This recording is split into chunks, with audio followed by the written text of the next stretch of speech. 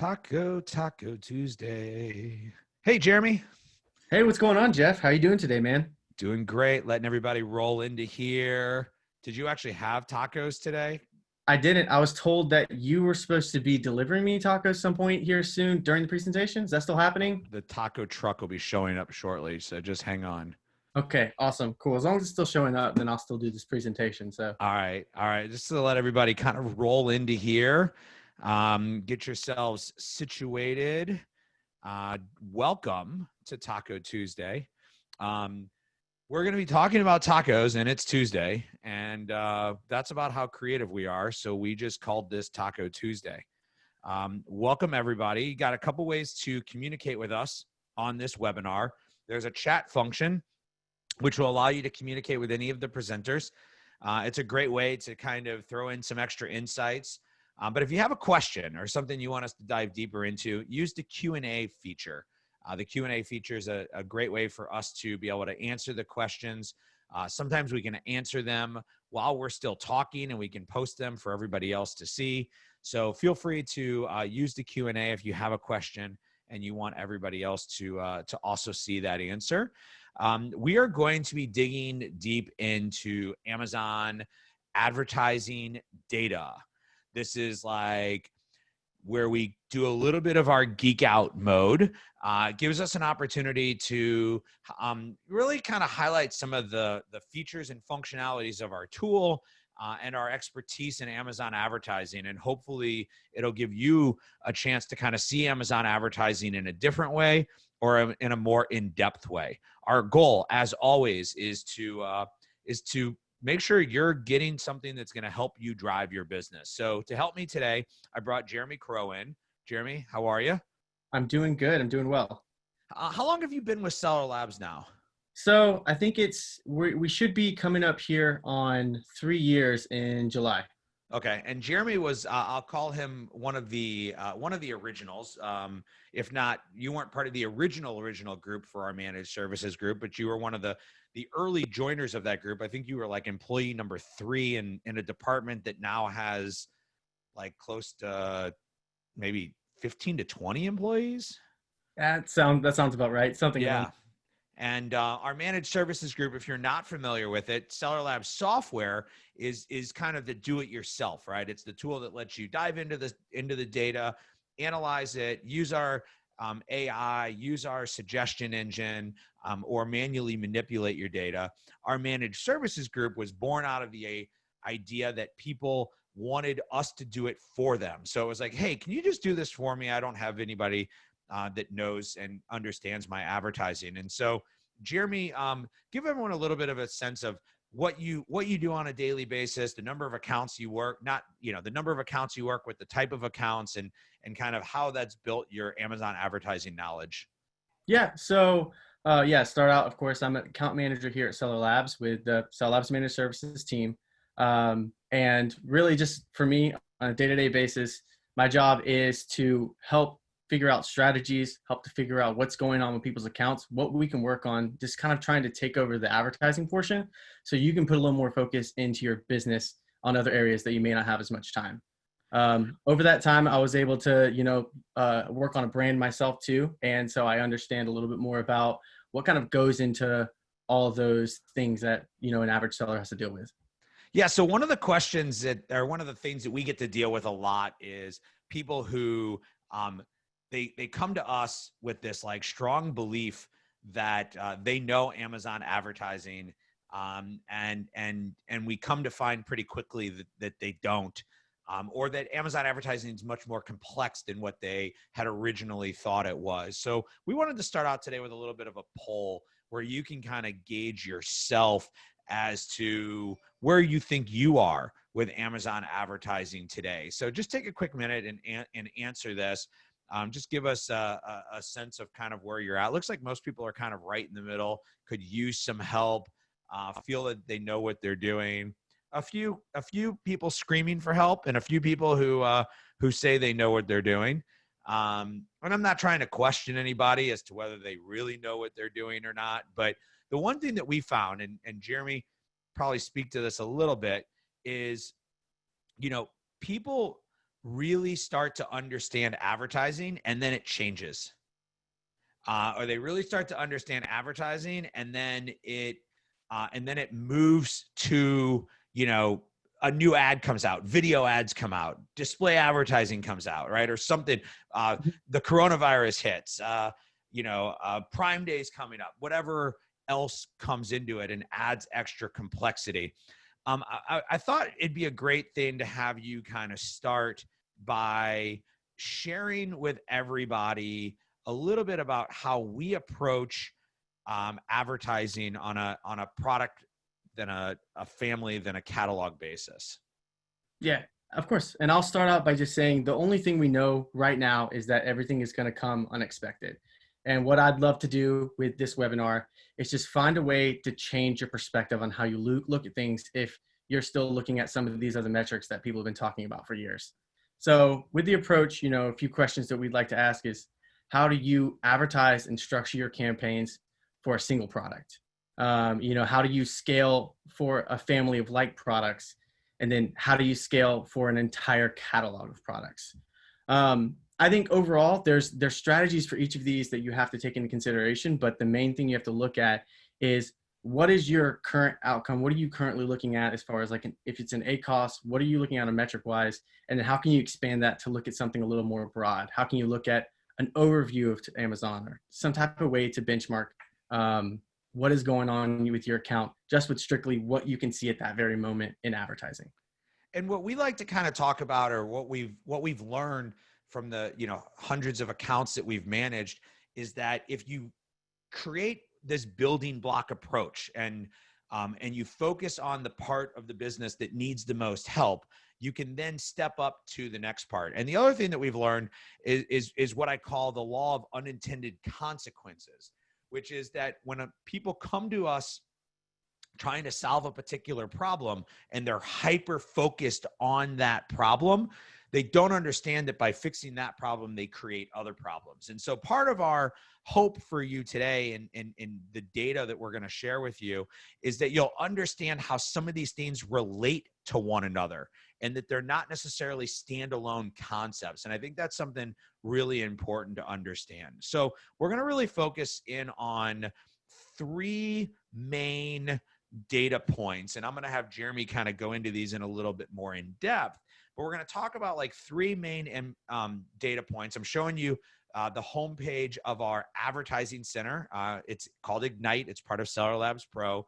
And this is where you can see at an account level insight across all of your campaigns, how your ACOS is doing, how your TACoS is doing, and how your return on ad spend is doing.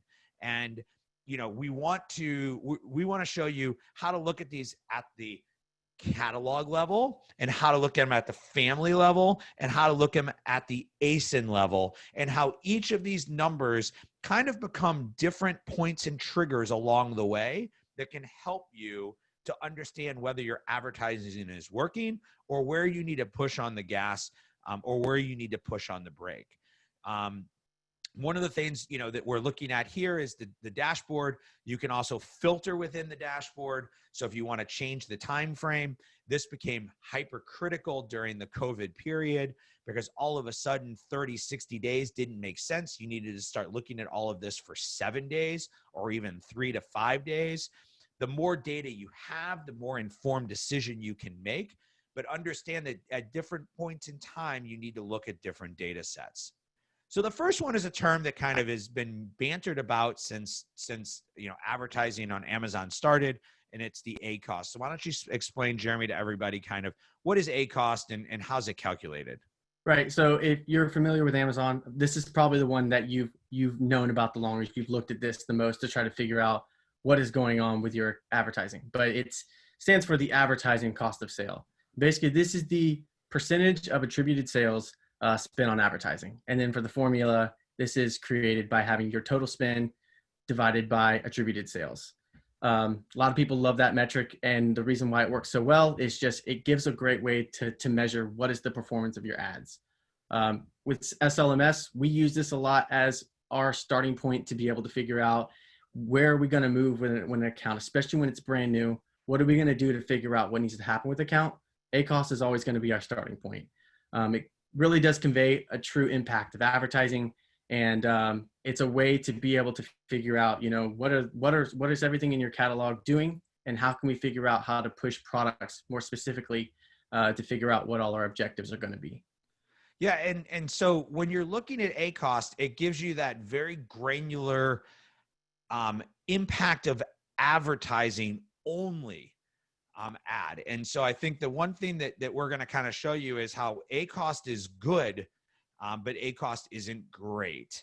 And it needs to become one number that you look at of the many. But this is a basic representation of the math that shows you the spend remains the same, but the sales increase over time, and my ACoS decreases as my sales increase. And we do believe that a target ACoS should be an objective. We do believe that it's an objective that everybody should be using. It's just not the only objective. And so within your advertising tool, within Seller Labs Pro, you can set the ACoS at each campaign level or across your whole campaign. And we want you to think strategically about how this goal impacts the different campaigns that you particularly work with. And when you're looking at ACoS, it's really important to remember that ACoS and TACoS, total advertising cost of sale, are different things. And so your ACoS is, in essence, your ACoS is how much am I willing to spend from an advertising perspective to get an advertising sale? That's the easiest way to be thinking about it, right? And so once you set that ACoS within the advertising tool, we can then use that information to start making recommendations and decisions and suggestions for you. And so this is a part of our AI suggestion engine. And you have kind of like two choices of how you manage your ads. You either manage your ads in a very data-driven formula, which is how Jeremy and his team kind of manages ads.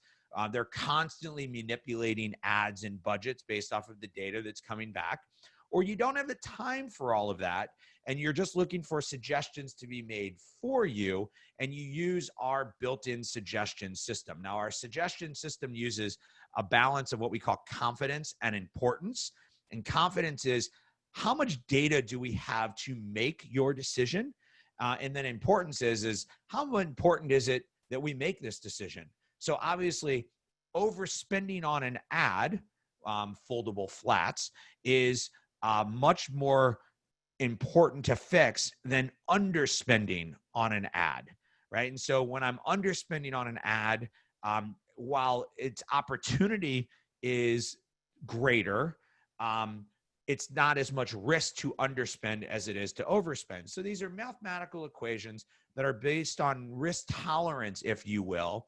And the more risk tolerant you are, you would be looking for lower numbers in your confidence and importance. And the higher you are, you'd be looking for higher numbers. And we make multiple different types of suggestions, from raising bids to lowering bids to keyword changes to negative keywords. And it's all based off of the target ACoS that you set. Now, we mentioned that ACoS is just one part of this equation. So let's talk about the second part of the equation, the TACoS. Jeremy, you want to kind of dive into this? Yeah. So the next thing that we're talking about is TACoS. Basically, this stands for the total advertising cost of sale, like Jeff said. It's the advertising spend relative to the total revenue generated. So the difference between this and ACoS is where, like he said, ACoS is completely generated by looking at your spend to sales on advertising, where TACoS is looking to your spend to total sales on advertising. So the reason why this is really important to look at is because it gives you a percentage to still look at, just like ACoS, where you can see if your advertising is working. So are you actually increasing your sales volume for a product as a whole the more you drive advertising? So it's not an ad centric style of looking at things. And a way to look at it here is profit margin and ad spend together. So if we had 30% margin and we subtracted a 5% TACoS, we would have a 25% profit. there's different ways you can use the TACO metrics to be able to keep benchmarks or try to track your success. But overall, it's good to know that you need to keep up with your ACOS, but also TACOs separately just to kind of keep tabs on things. Yeah, but TACoS is like, if you lose track of TACoS, you lose track of how much money you want to put into your pocket. And so what I always say is that when you're looking at the overall ad spend on a product, a family of products, or a total catalog, you want to be looking at the direct ad to sale ratio, and you want to also be looking at the advertising to total sale ratio. Now, understand it's semantics, and there's a very slight difference. But ACoS, again, is telling you how much am I willing to pay for an ad for that ad to drive a sale. TACoS is saying how much am I willing to pay for ads to generate sales. And if you think about it in the larger world, this is the difference between Coca-Cola running a rebate coupon that you bring into the store. That would be ACoS, a direct return on investment, versus running a billboard that's just generally generating sales for the product. And so ultimately you need a mix of both. And as you get into sponsored ads, it's really easy to focus on ACoS. But as you start getting into display ads and video ads and other ad components, you have to be looking at TACoS. And so when people come to me and when somebody comes to me and says, what should my ACoS be? I'm fairly confident that we will get that question. What should my ACoS be? This is how you calculate it. The first thing you need to figure out is how much profit do you have after your cost of goods sold, your Amazon fees, and everything else. That's your profit. Now, on an individual product basis, how much are you willing to pay for a sale? And on a total catalog basis, how much are you willing to pay for a sale? And that becomes your TACoS and your ACoS. Can you talk a little bit, Jeremy, about how my ACoS target value may change over time from launching a product to liquidating the product? So a lot of this for me all comes down to one, is this a new product? How are you actually, what do you want to get out of that product? Do you need to make sure that you're increasing sales volume so that you can actually index better and rank organically better for that product? And this ties in a whole nother thing of looking and trying to figure out what is the actual percentage of revenue that advertising is driving, because you have to look into all these metrics to be able to try to figure out if you're increasing an ACoS and your TACoS is increasing, or if you're increasing ACoS and your TACoS is increasing as well, that may not be helping quite as much as also if you're decreasing ACoS, or you're increasing ACoS, but your TACoS is decreasing. That might be something that is helping you in the long run be able to understand if what you're doing at that moment is actually helping. So Will asked a question. I just want to cover it really quickly. What he asked was to explain how importance is calculated. So importance is the impact, and I think he's going back to this screen. Importance is the impact of the change, how important it is that you make that change. So some changes are more important than others. Some changes will have a greater impact on your business than others. And so that is how we calculate importance. Now, based on what Jeremy said, there's actually a third statistic, and then we can see how all of these kind of roll in with one another, which is the return on ad spend, or the ROAS. And the ROAS is a little bit different because it's kind of like the opposite of ACoS. And I like to think of it as like the ATM machine. So for every dollar I stick into the machine, I'm going to get $5.37 back. So talk a little bit about ROAS and how it kind of works in relation to ACoS.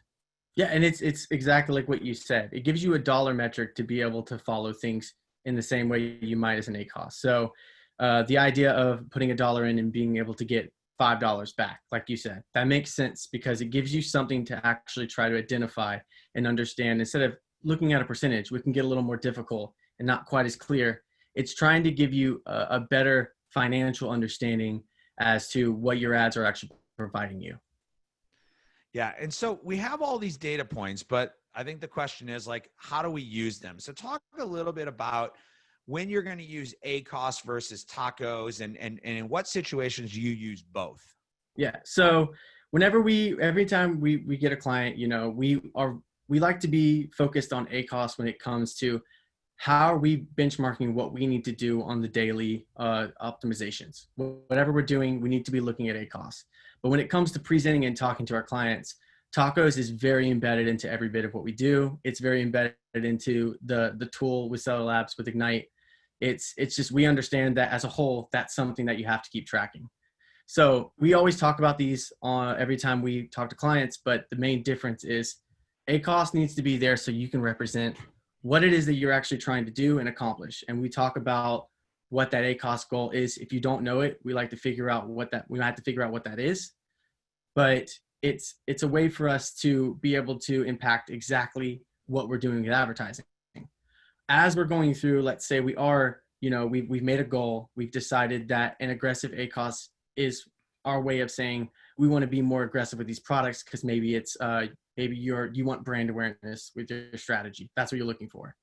We're going to be measuring ACOS to let you know, but then at the same time, we're going to be pulling up TACoS right next to that to see if that TACoS metric is over time dropping.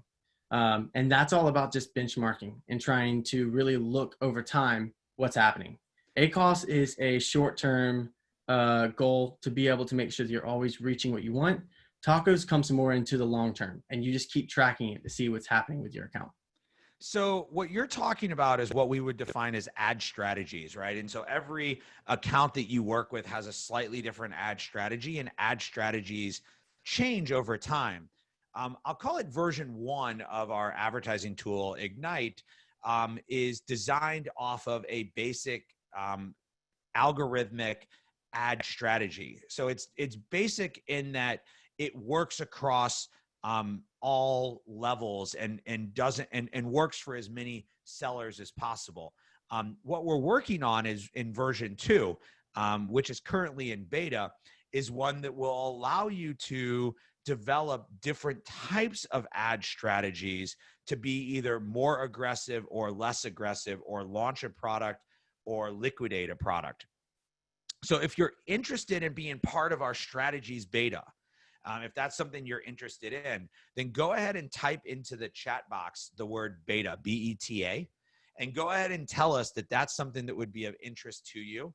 And our product management team will reach out to you and give you an opportunity to be part of that beta and to see how that works and be able to provide some impact in how our strategies tool is built and developed.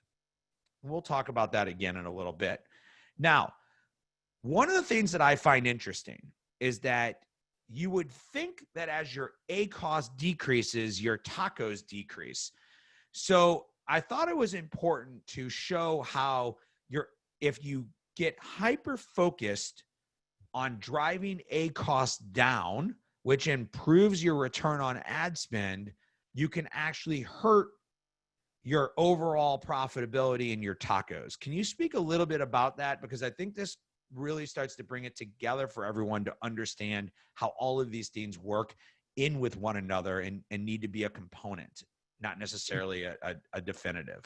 Definitely. And I'll try to put an example to really what's happening here too with the graph that we have. So in this situation, we have, 3 months of time where an ACOS has continued to drop. Let's say we have a situation where, a client came to us and they said, I think I need to be able to cut back costs a little bit. I want to be able to bring my ACOS from 10 to 7 in this situation. And of course we agree to do that. And as we're moving through this, we start to see TACoS is slowly increasing at the same time. The reason why, this might be happening is with us having such a larger surge of traffic and then having to start cutting that back, we could also be cutting back the possibility of conversion, which could as a whole end up not making as much money as a whole on your account. So in this situation, even though ACOS was slowly dropping, we ended up hurting ourselves a little bit by cutting back the total sales, which made that TACoS jump up from 4 to 6%. Yeah. And so this is the relationship between organic sales and advertising sales. And we're going to show you a little report that we've created that helps you to identify this. So let's talk a little bit about staying organized within your campaigns. And the importance of staying organized within your campaigns is that if you have a clear naming convention or a way of looking at your campaigns, you have the ability within the tool to do bulk campaign changes or to filter the campaign by campaign types or by targeting types. And you guys work a lot on campaign organization and how you guys build naming nomenclatures to be able to move things from campaign to campaign, and maybe talk a little bit about how setting that up from the beginning allows you to have longer term success. Yeah, and that's our whole goal with whenever we create strategies for accounts and what we want to do with those products and the organization. We like to use, for example, we like to keep everything at a SKU level so that we can identify exactly where things need to move in an account. So that helps us make sure that if we see something converting really well in an auto campaign under one SKU, we know exactly where that needs to go in a manual. All the same, if we see an ASIN working in one SKU, we might decide that if we see enough converting ASINs that we want to move that over to an ASIN targeting campaign under that same SKU.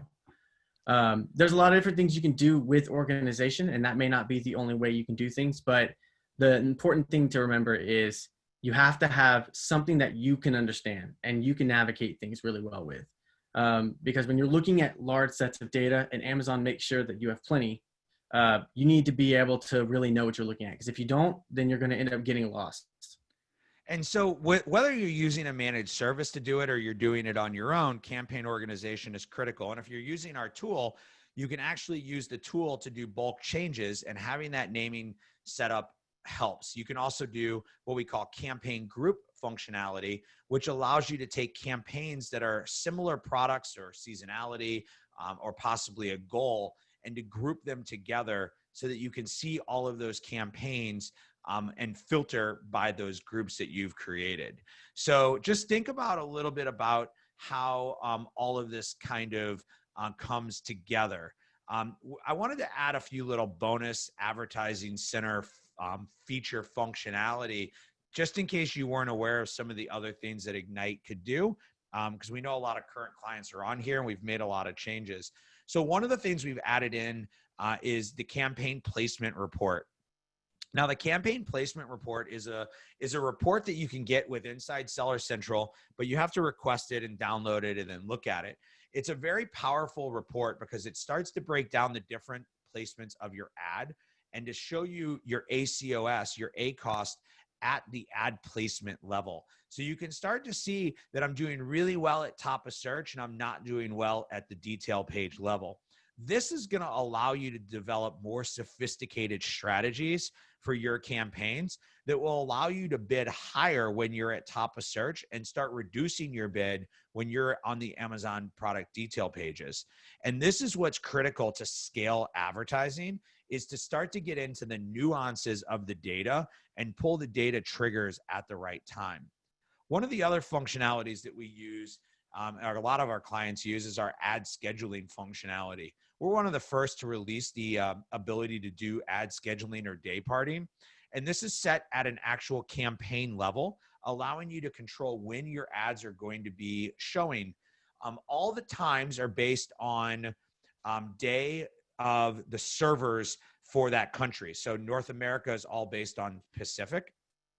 And so you may want to turn your ads off for a few hours at night, or you may want to turn your ads off for a few hours in the morning because you don't do a lot of sales during that time. Allows you to do some A/B testing and pause your ad campaigns. Remember, at midnight Pacific, everybody's ad budget resets. And when everybody's ad budget resets at the same time, there's a massive push that's occurring at that point in time that everybody is bidding on the same keywords. Sometimes it's good to let everybody else go fight and then for you to step in after the fighting's been done. As you get more familiar with our suggestion engine, you can actually start to set up suggestion automation, looking at the different suggestion types and the campaign, the confidence and the importance, you can actually start to automate them to where when the suggestion hits your particular levels, we go ahead and make that change for you. I do recommend that you review the suggestions on your own before you move into automation so that you become very comfortable and familiar with the data and the decisions that are being made for your account. You wouldn't want to just come in here, turn on automation and disappear. You definitely want to work it over time and ensure that it's giving you the type of results that you want. The final one is a feature that we launched recently called Keywords by ASIN. So you may have seen that our Seller Labs tools were individual tools and have all merged into one. So now if you're an individual, if you used to just be on Feedback Genius, you now have access to our advertising tool. So we brought in all of our data from Scope, our keyword tool, into our advertising. So now when you enter in ASIN, you're getting keyword suggestions and then a relative strength of that keyword as to whether we believe that keyword is a good or a bad keyword to be adding to your group. And then you can select the ad campaign in the ad group and the default bid to put it into an existing ad campaign that's already there. And a lot of this functionality is designed to help you really understand how to drive your advertising to the next level. So we've shared a lot of data with you, but I want to show you a little bit of a case study of kind of how this works. So Jeremy, can you walk through kind of how we look at session data and conversion data to help us make decisions and then set up strategies? Yeah. So in this example, like you said, we have a case study here, and we pulled the ugliest set of data we possibly can. Not really, it's not too bad, but one thing we do have filtered out is we are starting to look at things that we validate as at least something acceptable. So in this situation, we've taken sessions and we've tried to filter so we can at least have about 1,000, at least 1,000 or more. And then next we've looked at the unit session percentage. So we can try to figure out what is converting well off the actual units that are ordered. And for this, we're just filtering up from 10%. So we can try to have a better view of this. Yeah, and so next we'll actually break into what this means to look at how do we evaluate this data to figure out what the next step is too. Yeah, and you see these opportunities where you have like line 15, a 36% conversion rate, and which means if I can put more traffic, I'm going to sell, compared to line 14 where I only have a 4% conversion rate. I don't want to work on driving more traffic. And so this is kind of what we learned at a high level about these campaigns. Yeah. So of 276 ASINs, well, out of 361, we had 276 advertised. So roughly about 3/4 of the catalog was actually being advertised. In these ads or through these ASINs, we were able to find potentially $1,100 in wasted ad spend, which really isn't that bad for the size of the size of volume with this account. And then $225 in ASIN targets with $0 in spend. Yeah, this is really where your team kind of makes their money, right? Where you get the return on investment for using a managed service, because this is like the low-hanging fruit when you can come in and clean up somebody's wasted ad spend, or get rid of campaigns that are targeting without driving sales. Yep. But let's go a little deeper, right? Let's go a little deeper and look at how the ACOS and the TACoS can start to impact some of the decisions if you only were looking at part of the data and not all of the data. So in this situation, what we're really trying to focus on is we're trying to look at what is happening on Amazon as a whole. So the TACoS is kind of the main place we're highlighting in this chart. So when we look at what's underfunded, we're seeing that we have a pretty varying ACOS. There's a lot of targets around there that are a little all over the place. But with a TACoS value that is so low, we have huge opportunity to be able to work on these specifically and try to figure out what can we do to actually influence the overall sales on Amazon through advertising with these products. Yeah, and like the first one's a great example. If you just flat out said, I want a 20% ACOS, and you looked at this campaign at a 40% ACOS, the first thing you would do is start to drive that ACOS down. But it's really not much of the total sales. Now, this doesn't necessarily mean you just start crazy advertising all of these, because you have to look at same sales and other sales, and you have to see what percentage of paid traffic and what the increase in paid traffic can do. But it starts to show you where you can focus your energy on things that are underfunded, because the total cost of advertising is so minimal for these particular products. Okay, let's look at the opposite of that, where we're overspending. Yeah, and this is the exact same situation. The only difference between this is one thing we can see that's a lot more heavy-handed on the high side is TACoS and ACOS are both pretty high. These are definitely areas where we see we could probably cut back some spend and start trying to focus on some of these other things in the catalog. But the main thing is we're able to step in and look at a really granular concept of what's going on that account so that we can compare those values. We know what's underfunding, and we can now figure out what's actually overfunding. So we can right out the gate start trying to figure out what in your account is not getting enough attention, and what is possibly could we even pay for that service in by being able to cut back some of that spend. And again, these aren't just like come in day one and cut the spend on these, right? You have to slowly bring these down or analyze each one, check the conversion ratio to see if that could improve something, right? So some of these have unit session percentages that are pretty low, so they could be a conversion problem and not a traffic problem. But what we see, especially with people who have very large catalogs, is that they sometimes seem to miss some of these things that you would think are obvious. And you look at these and go, well, those are obvious, I need to do that. But they are looking at the campaign overall and saying that the numbers are doing what they want it to do. And they're not getting granular enough to take a look at it and say, hey, I need to dive in here and fix this particular problem. I think the thing about here too is, along with just looking at TACoS and ACOS, there's a whole nother side we have to make sure makes sense. And this is why we can't ever, we always like to make sure it's known that TACoS is a long-term strategy, because we have to look and figure out if there's any reason that product isn't converting well. Yep. And we have to start looking back at how is the sessions, what actually is happening with that product outside of advertising with it. And that's what the beautiful relationship of advertising has to influence what's happening organically as well. Yeah, so here we're showing what we call the missed opportunities. These are the ASINs that aren't getting any advertising. I said getting, that's not the right word. You're letting your Southern show, Jeff. I know, I guess so. I haven't even been to Atlanta in so long.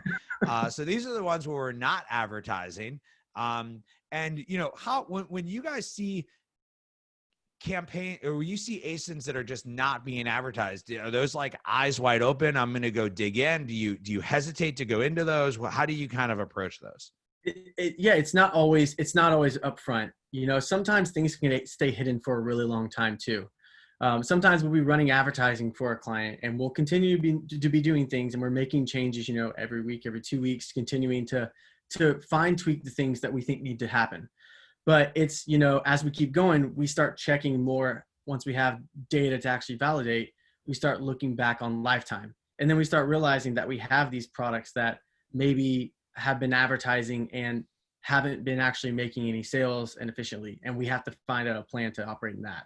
In this situation, this is kind of the opposite, because these are actually, of that 3/4 catalog, these are products that were making sales organically and they weren't being advertised. So this is why, you know, a lot of times when it comes to our initial strategy, we usually want to try to find a way to advertise a full catalog for the most part, not every time. And a lot of times we really heavily rely on our clients to let us know as much about their product as we can, because they might know products that aren't going to sell and aren't worth advertising. But a lot of times for us, we just want to make sure that we don't find things like this where they're making huge sales, or they're making efficient sales they're making sales on organically, and we don't want to miss that opportunity by not advertising it as well. Yeah, so sometimes they're just it's another door to open to understand what's next. And so you know, if you don't have a team like Jeremy and a team to do all this for you, we added into Ignite what we call our smart filters. And our smart filters are basically looking for 4 different things. So we're looking for poor conversion, keywords that are just not converting properly, unprofitable, good performing, or just a poor ad. And so these are kind of what we call our smart filters. They're preset data points for you to be looking at within your advertising to try to pull some of the data that we just showed you inside of Ignite. And it gives you the ability to say, okay, I want to look at all of my poor converting keywords and make decisions in some type of operation about those. And so everybody has different ways they want to look at this data, whether they want to download a business report and build macro Excel spreadsheets, whether they want to use a tool like Seller Labs Pro, or whether they want to hire a managed service group to manage their ads for them. And, you know, it's just critical that you understand the different types of data that can be pulled and what you should do with that data and in what order you should use that data. Now, you guys have the ability to work with thousands of advertising campaigns every month and hundreds of thousands of advertising dollars. And so we wanted to show everybody a little bit more of a detailed analysis that we use. We call it our CAT report, which stands for Campaign Assessment Tool. I'm going to just jump back into here. Let's just kind of show some basic highlights of this report that will give people kind of an understanding of how we look at advertising when we pull all the data in. And typically, this report is done during an initial account review. And then I guess the beauty of using our managed service team is that they're doing this type of stuff behind the scenes with your data all the time. And you don't need to continue to see this type of report. But if you're interested in a report like this and you want your campaign analyzed, we're going to give you an opportunity to be able to request this report for your data. And we'll show you, this is all like a gigantic Excel spreadsheet. And so you can come into a lot of these different areas and you can change this and say, I want to see sales and spend and clicks and impressions and total units, or I just want to see impressions by sales, or I want to see total units by sales, or I want to see sales by clicks. So you can kind of manipulate a lot of this data to visually look at your campaigns in different ways. Yeah, and just to touch back on that too, because I know, Russ, looks like you just sent in a question kind of asking, where do you find this data, referring back to the previous slides. And the beauty is we don't want to give you that horrible, ugly amount of data because it's not easy to navigate. If you really want to try to look at that, I'd say this is something that's going to give you a way better picture and allow you to be able to plug and play exactly what you're looking for and kind of get a better picture of what's going on in your account. And something that I'm always really bad about saying is that we actually provide this report for free. I mean, it's going to cost you a phone call where we'll go over this report with you. But what we do is we take all of your raw data from a couple of different files from Amazon and we put it together into a visual representation for you to be able to see. So you can see color coded here. It's color coding by giving you visual representation into what's working and what's not. Again, I can sort this. I can, vary these by different SKUs and such. There's definitely, I want to touch on two of these reports. So this is the keyword targeting and auto targeting report. And you can come into here and you can see here that E-vitamins is 33% of your, of the spend. And then you can say, well, but what is it of my sales? So while it's 33% of my spend, it's only 21% of my sales. And so this can start to kind of help you looking at keywords or looking at spend or sales to start to identify where you should be putting your focus. And maybe it kind of pulls something out of all of this data to make you raise your hand and go, hey, I need that, or I didn't think of that, or I didn't see that coming. Yeah, I think that's pretty much, that's the ongoing theme, like with Amazon as a whole, is you have to be continuing to try to find ways to look at things in a different perspective because things are always changing and trying to understand what's actually going on in your account. The more ways you can figure out what's going on, the better. So in this situation too, this is a great graph to help you understand, what is your sales compared to what is your spend. It's a little bit different than the typical graph, but the idea is you would probably want to be in that upper left-hand corner. So you can try to figure out what is making you the most sales and the least amount of spend. Whereas looking at that bigger circle over there on the upper, right-hand side, that one's definitely got a lot more going on with E-vitamins, and we're going to have to try to figure out, is that how much is that really indexing, or is it really weighing toward the products and the keywords? Is it worth keeping like that, or is it something that we probably need to find different ways to tame back, figure out how can we get that to move over a little bit to a different graph or to a different side? So if you're to start looking at individual keywords, now these all go up relative to one another, just so we understand. As you kind of graph a keyword over time, what you want to do is you want to see it moving up and staying in. So you want to keep your spend down while your sales go up. And the faster it goes out here to the right in comparison to the other stuff that you're doing, the faster that you're becoming imbalanced. Now, you might be okay with this from a TACoS or an ACOS perspective. We're not telling you it's bad to be in the far right corner. What we're telling you is this is one you go, oh, I didn't realize I was spending so much on E-vitamins. Am I spending something that makes sense on this particular keyword?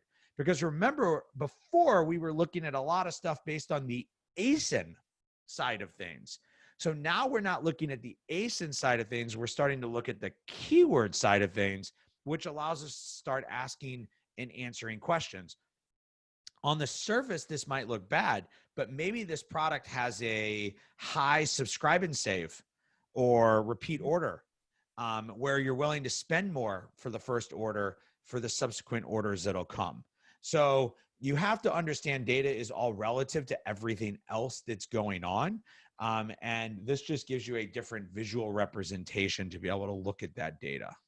Right. That might be even a situation where that keyword represents your products extraordinarily well. And you may always have to have some type of a budget that's put toward keywords like that. But it gives you a little more room to try to figure out and see what that actually is. And just like on this next page, we can actually look at those keywords and try to figure out what is the max bid or average cost per click that's being paid for each of those keywords. So how are we working on that budget, and does it make sense? Are we spending too much? Or should we be working a little bit closer on trying to figure out what can happen with those costs, with those clicks? And of course, I could sort this by max bid, by average CPC, or by keyword. So I can change this to look at it alphabetically, or I can say I want to look at it by average CPC. So I'm looking at, okay, here's my high average CPCs. Why am I bidding so much more than my high? Do I want to dig in deeper? Do I want to dig in deeper to this keyword? And that's what we're looking for when we're looking at advertising. Now, this report also goes into sponsored brands. It also goes into display. So if you have that additional data, we chart some of that data for you as well. If you're interested in a report similar to this, we thought we'd show you the live report. I think I have a poll question to ask on this. Let me see. How do I get to my next poll question? Here, found it out. Okay. So the question I have for you is a campaign like this something you're interested in? Are you interested in having, somebody from our managed service group reach out to you to talk to you about Amazon advertising? If you're just interested in the report, you can follow the instructions that are on the screen now. My recommendation to you is that you follow the instructions on the screen while we're talking, because we're going to talk and do a little Q&A for about 10 minutes. So if you want to have this report for you, it takes us 2 to 3 days to do these reports based on the number of people that send in and request a report. If you're interested in having somebody from our team reach out to you to specifically talk about us managing ads for you, go ahead and let us know on the poll.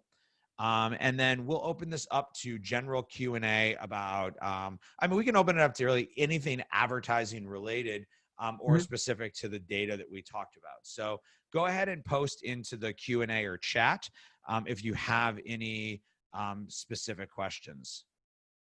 Just give me a second to go through here.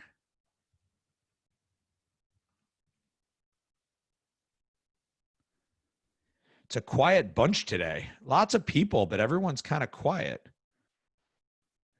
I should ask the poll question, are you over webinared? There's just been too many webinars during the pandemic. Right, exactly. And it's probably going to be that way until live events pick back up. Okay, Jeremy, here's a question that came in on auto campaigns. Do you suggest running auto campaigns all of the time and on every ASIN? So I like to have ASIN, or I like to have auto targeting campaigns because they're a great discovery tool. They are great to run on every ASIN. Once again, if a client knows that something is not going to perform as well, I'd still love to even test it out there. But they're great for trying to figure out exactly what should happen with an account, or at least start trying to mine it so we can figure out what keywords are.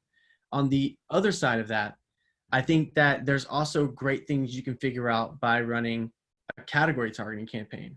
I like to think about that is everyone has the option and the possibility to market a campaign on a keyword side of things, or to market a product on a product target. In this situation, letting Amazon use categories to target ASINs so we can find other ASINs to target. Both those work really well together, but the idea is you're trying to find things to mine. If you just assume that you know everything about your products and how people are converting on them, you could be missing some really big opportunities to make more sales. Yeah, and I think the other thing with auto campaigns that I would also consider is that auto campaigns also have particular placement that not all of the other campaigns can get you. So you do limit your placements within Amazon advertising if you don't run auto campaigns. All right, I got one more here. What's the negative keyword? Let's see, what's the negative keywords really are and how important are they? Okay, so explain negative keywords and how important the use of negative keywords are. Yeah, so when it comes to negative keywords, one is just like in the auto targeting campaigns. Let's say that we have somebody who is selling iPhones. They're selling iPhones and they continue to have search terms coming in that are for, like maybe it's a type of, a Galaxy, or maybe an iPhone case. That might be a better example. And they don't sell cases. They don't need to know anything about that whenever they're advertising this product. Maybe they want to try to do some different product targeting down the way as a strategy. But as it comes to negatives in that specific situation, if iPhone cases is costing you way too much money, then maybe the idea is you want to negate it from that campaign so that we can start trying to figure out different ways to target more critically when it comes to that product and what's going on. Yeah, I always think of it as like negative keywords. The easiest way to describe it is it's what your product is not. Yeah. So if your product is a stainless steel garlic press, then why would you bid on the term wood garlic press? Somebody who's looking for a wood garlic press wouldn't buy a stainless steel. And you have to kind of know your product and your industry to know how negative terms work. A lot of algorithms, ours included, negative keywords based on their performance, but you should also be negativing keywords based on their relevance to your product. And more importantly, even if a keyword isn't performing well, you may not want to negative it if it's still describing your product properly. So just a few things to think about. And that's a great concept and a great thing to talk about. And it looks like we actually have a question kind of related to that, where they're asking, if we put a keyword in a manual campaign, do we negate it from corresponding auto targeting campaigns as well? And it all kind of ties together. I think if you have products, you have keywords that really represent your product well, sometimes you'll find yourself in a situation where you have to debate, do I want to cut off the traffic to that product, or do I want to keep running it? And what we tend to find works really well is we will negate it from an auto targeting campaign. Let's say you sell guitars, and the keyword guitar continues to come through because it should. It represents my product. Negating that from the auto if it's spinning too much, and then moving it over to the manual at something like half the cost per click might give you a better understanding to start trying to figure out how much do I really need to spend for this keyword that spends so much money for my product, but absolutely identifies what it is. And that's where you have to start figuring out negations and what you want to spend more. If you could leave them in both placements, that would be awesome because it just opens the opportunity to be able to display your products more, but is efficiency actually happening at the same time? Great. Got another question here. How can you tell if a search term that has spend behind it, but 0 orders didn't generate a generic sale? So I think what she's asking is you have a search term, not a keyword, a search term. And we can explain the difference between keywords and search terms just in case people don't know. But it has 0 orders. How do you know it didn't have, she's saying generic sale, but I'm going to guess she means organic sale. Okay, so I see. So first off, the difference between a keyword and a search term. If you were to be bidding, let's say you have, you're bidding on the keyword. Stick with guitars since they're hanging up behind you. Do that. So you're bidding on the keyword guitar strings. But someone is your keyword. Yes, that is my keyword, guitar strings. Someone goes to Amazon and they search Ernie Ball guitar strings. That is my search term. So search term is what somebody's actually typing in. Yep. So you wouldn't actually have, I guess the spend is on the search term, but the search term is tied to a keyword. Right. Because it would be a broad or a phrase match of the keyword behind it. Yeah. But and you would, so yeah, go ahead. Keep finishing on the organic sales versus paid ads. Yeah. And so that is where it does get a little more difficult to figure out what's happening. Seller Labs is one of those companies that help you try to figure out some of the gaps in between that, because we have some like keyword research tools that help you figure out the gaps. But the best way to try to really figure out is you want to test out what keywords need to work organically as you're putting your listing together. You want to use that to figure out what needs to be advertised. And then from there, figure out if it works in advertising. The other way is just continuing to test. It's a little more difficult, but there are keyword research tools like what Seller Labs has there to kind of help you figure out what that needs to be. Yeah, and I think the thing to kind of think about with that is that there's no definitive way to know whether a search term is generating organic sales unless it's tied into one of the advertising reports. Most everything that's done through advertising is tied in through an advertising report, and it has an attribution model to it, and is showing you the sales that are generated. So if the advertising term is tied to the organic sale, it would be credited to the advertising term if it came within the attribution window. I think we got a little technical there, but that's basically the way that it works.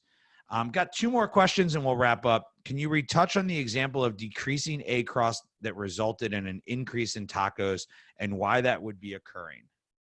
Yeah, so it's actually more common than you would think, where we see situations where when we cut ACOS, we actually are almost kind of taking away more spending power from a lot of keywords that could have gotten sales with a product. And that's not always the case. There are situations where that happens, and there's situations where we can keep running and we actually could see TACoS drop at the same time.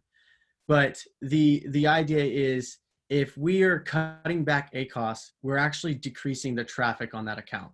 And where that's going is our next move. We're always testing to try to figure out what that next move is.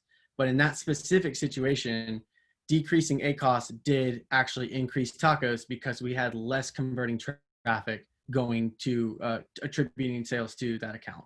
Yeah. Here's the way I describe it. If you want just a slightly different explanation, it'll tell you the same thing.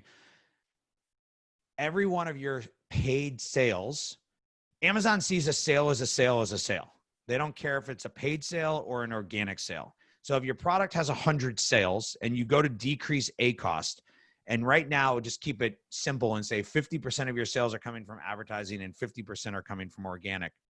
If you begin to peel back the advertising sales, to lower the ACoS. What you're doing is you're lowering the total volume of sales that product is making, which is actually making a worse buyer-seller rating, which is going to lower your total sales and can then hurt your TACoS. And that's one way of thinking about it. And Amazon is tricky with its terminology, but that's the way I've always kind of thought about it, is that you're driving sales in Amazon's mind, but Amazon doesn't care where the sales come from.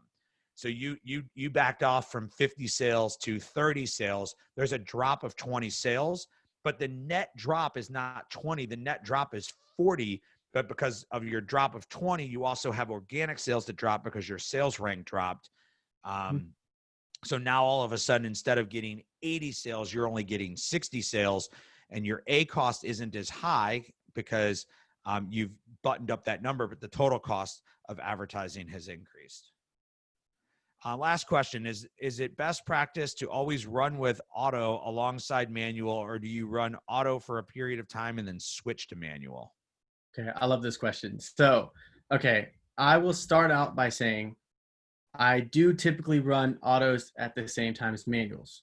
The tricky part of this is I wish it was that simple anymore. Amazon has made so many advancements in what they can offer now, where it used to think of just autos and manuals running together. They've actually made this, autos, manuals, sponsored brands, categories, ASINs, and display. They all kind of can run together if you funnel products correctly. But the thing to keep in mind specifically with the autos is one thing they have actually offered more is it used to be just an auto targeting campaign. You have the option to adjust a default bid. They've now opened that up to, the close match, loose match, complementary, and substitutes.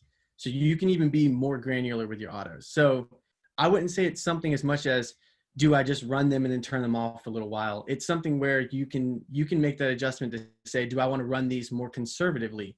Or maybe I want to run these more aggressively. And maybe that's something you could switch back and forth. But I would say it's probably more beneficial to find ways to keep that relationship running together all the time. Sorry, my dog started barking. Awesome. Thank you, Jeremy. Sorry for going a couple of minutes over, but I wanted to get to that last question.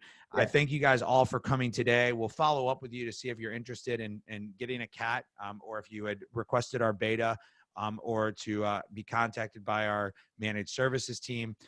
Thank you all. Please join us on Friday. We'll be doing our office hours where we just basically answer questions and talk Amazon for an hour. So if you're free and just want to sit back and have a cup of coffee in the morning and talk Amazon, talk shop, Friday is a great opportunity to be able to do that. So thank you to everybody, and everybody have a great day.